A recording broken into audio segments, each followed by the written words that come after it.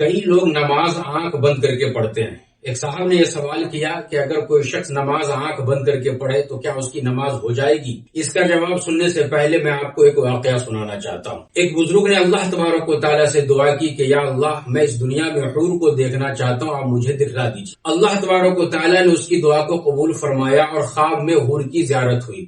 جب وہ حور کے قریب پہنچا تو اس نے یہ دیکھا کہ نہایت ہی خوبصورت ہے، لیکن اس کی آنکھ کی بینائی مکمل طور پہ ختم ہے۔ تو اس بزرگ نے سوال کیا کہ آپ کون ہو؟ تو اس نے کہا کہ میں حور ہوں۔